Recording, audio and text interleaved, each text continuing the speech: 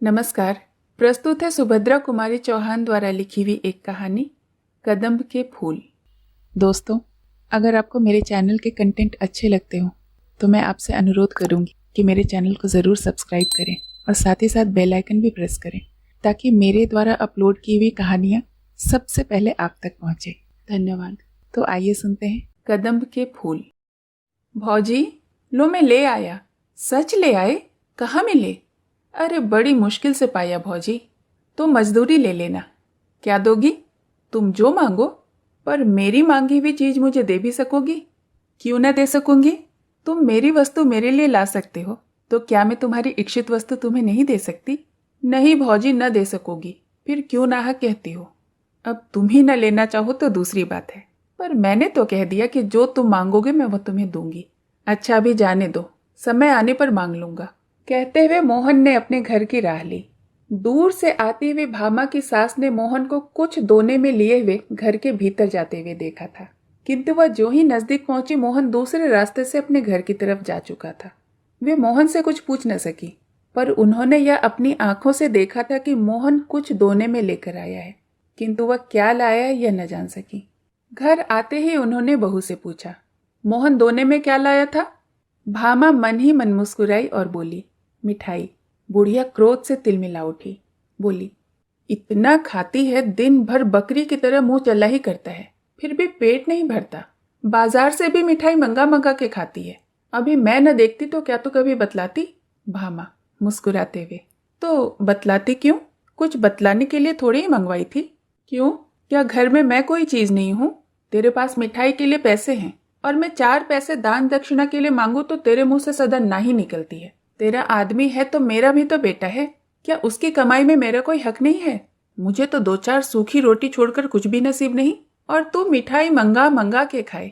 कर ले जितना तेरा जी चाहे, भगवान तो ऊपर से देख रहा है, वो तो सजा देगा ही। भामा मुस्कुराते हुए, क्यों कोस रही हो माँ जी? मिठाई एक दिन खा ही ली तो क्या हो गया? अभी रखी है, तुम भी ले लेना। चल रहने दे, अब इन मीठे पुचकारों से किसी और को बहकाना। मैं तेरा सब हाल जानती हूँ। तू समझती होगी कि तू जो कुछ करती है वह कोई नहीं जानता। मैं तो तेरी नस नस पहचानती हूँ। दुनिया में बहुत सी औरतें देखी हैं, पर सब तेरे तले तले हैं। भामा मुस्कुराते हुए, सब मेरे तले तले न रहेंगी तो और क्या? मेरी बराबरी कर लेना मामूली बात थोड़ी ही है। मैं कोई ऐसी वैसी थोड़ी ही हूँ। चल चल, बहुत बड़प्पन न बघार, नहीं तो सब बड़प्पन निकाल दूंगी। भामा अब कुछ चिढ़ गई थी, बोली, बड़प्पन कैसे निकालोगी माँ जी? क्या मारोगी? माँ जी को और भी क्रोध आ गया और बोली, मारूंगी भी तो मुझे कौन रोक लेगा? मैं गंगा को मार सकती हूँ तो क्या तुझे मारने में कोई मेरा हाथ पकड़ लेगा? मारो, देखो तो कैसे मारती हो।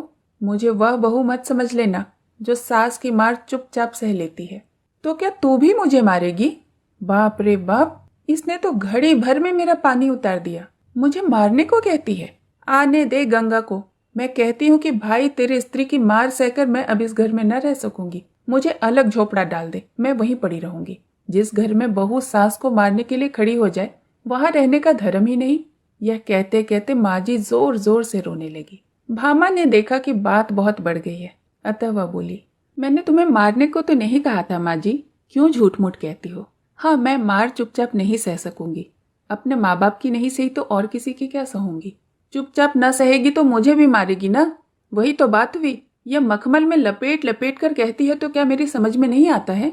माँ जी के जोर जोर से रोने के कारण आसपास की स्त्रियां इकट्ठी हो गई।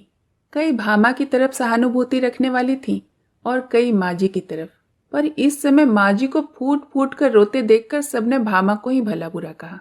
सब माँ जी को घेर कर बैठ गई। भामा अपराधिनी की तरह घर के भीतर चली गई। भामा ने सुना माँ जी आसपास की बैठी हुई स्त्रियों से कह रही थी, आप तो दोना भर भर कर मिठाई मंगा मंगा कर खाती है, और मैंने कभी अपने लिए पैसे ढेले की चीज के लिए कहा तो फौरन ही टक्का सा जवाब दे देती है। कहती है कि पैसा नहीं है, इसके नाम से पैसे आ जाते हैं और मेरे नाम से कंगाली छा जाती है। किसी भी चीज के लिए तरस तरस के मांग मांग के जीभ घिस जाती है। तब जी में आया तो लाके दे दिया, नहीं तो कुत्तों की तरह भूखा करो। ये इस घर में हाल है मेरा। आज भी दोना भरकर मिठाई मंगवाई है। मैंने जरा सा ही पूछा तो मारने के लिए खड़ी हो गई। कहती है मेरे आदमी की कमाई है, खाती हूँ। किसी के बाप का खाती हूँ क्या? उसका आदमी है तो मेरा भी तो बेटा है। उसका 12 आने का हक है तो मेरा 4 आने का तो होगा ही।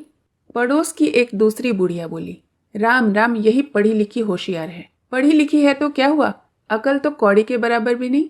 तुमने तो 9 महीने पेट में रखा है बहन, तुम्हारा तो 16 आने का हक है। बहू को तो बेटा माँ के लिए लौंडी बना कर लाता है, वह तुम्हारे पाँव दबाने और तुम्हारे सेवा करने के लिए है। हमारा नंदन तो जब तक बहू से मेरे पाँव नहीं दबवा देता, उसे अपनी कोठरी के अंदर ही नहीं आने देता है। अपना ही माल खोटा हो तो परखने वाले का क्या दोष बहन। बेटा ही सपूत होता तो बहू आज मुझे मारने दौड़ती। गंगा प्रसाद गांव की प्राइमरी पाठशाला के दूसरे मास्टर की जगह के लिए उम्मीदवार थे। 17.5 रुपये की माहवार की जगह के लिए बेचारे दिन भर दौड़ धूप करते, इससे मिल उससे मिल, न जाने किसकी किसकी खुशामद करनी पड़ती। फिर भी नौकरी पाने की उन्हें बहुत कम उम्मीद थी। इधर वे कई मास से घर में बेकार बैठे थे। भामा के पास कुछ जेवर थे जो हर माह गिरवी रखाते थे और किसी प्रकार काट कसर करके घर का खर्च चलता था। भामा पैसों को दांत तले दबाकर खर्च करती थी। सास और पति को खिलाकर स्वयं आधे पेट ही खाकर पानी से ही पेट भरकर उठ जाती थी। कभी दाल का पानी पी लिया करती थी, कभी शाक उचलकर ही पेट भर लिया करती थी। रुपये पैसों की तंगी के कारण घर में प्रायः रोज ही इस प्रकार की कलह मची रहती है। जब गंगा प्रसाद जी दिन भर की दौड़ धूप के बाद थके हारे घर लौटे तब शाम हो रही थी। आंगन में उनकी माँ उदास बैठी थी। बेटे को देखा तो आंखें नीचे कर ली और कुछ बोली नहीं। गंगा प्रसाद अपनी माँ का बड़ा आदर करते थे, उनका बड़ा ख्याल रखते थे। जिस बात से उन्हें जरा भी कष्ट होता वे कभी नहीं करते थे। माँ को उदास देखकर वे माँ के पास जाकर बैठ गए। प्यार से माँ के गले में बाहें डाल दी। पूछा, क्यों माँ, आज उदास क्यों है? क्या कुछ तबीयत खराब है? नहीं, तबीयत तो अच्छी ही है। कुछ तो हुआ है माँ, तू उदास दिख रही है। अब माँ जी से भी न रहा गया, फूट फूट के रोने लगी। बोली, कुछ नहीं, मैं आदमी औरत में लड़ाई नहीं लगवाना चाहती। बस इतना ही कहती हूँ कि अब इस घर में न रह सकूंगी। मेरे लिए अलग झोपड़ा बनवा दे, मैं वहीं पड़ी रहूंगी। जी में आवे तो खर्च भी दे देना, नहीं तो मांग के खा लूंगी। क्यों माँ, क्या कुछ झगड़ा हुआ है? सच सच कहना। आज ही क्या, यह तो 30 दिन की बात है। तेरी घरवाली ने मोहन से मिठाई मंगवाई। वो दोना भर मिठाई मेरे सामने लेकर आया। मैं जरा पूछने गई तो कहती है, हाँ मंगवाती हूँ, खाती हूँ, अपने आदमी की कमाई खाती हूँ, तुम्हारे बाप का तो नहीं खाती। जब मैंने कहा कि तेरा आदमी मेरा भी तो बेटा है, उसकी कमाई में मेरा भी तो हक है, तो कहती है कि तेरा हक जब था तब था, अब तो सब मेरा है। ज्यादा बोलोगी तो मार के घर से निकाल दूंगी। तो बाबा, तेरी औरत की मार तू ही सह।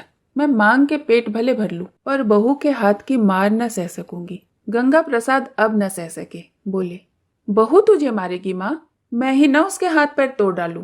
कहते हुए वे हाथ में लकड़ी उठाकर बड़े गुस्से से भीतर गए। भामा को डांट कर पूछा, क्या मंगाया था तुमने मोहन से? गंगा प्रसाद के इस प्रश्न के उत्तर में कदम के फूल थे भैया, कहते हुए मोहन ने घर में प्रवेश किया। तब तक भामा ने दोना उठाकर गंगा प्रसाद के सामने रख दिया था। दोने में 8-10 पीले पीले गोल गोल बेसन के लड्डुओं की तरह कदम के फूलों को देखकर गंगा प्रसाद को हंसी आ गई। मोहन ने दोने में से एक फूल उठाकर कहा, कितना सुंदर है यह फूल भौजी। कहानी सुनने के लिए बहुत बहुत धन्यवाद।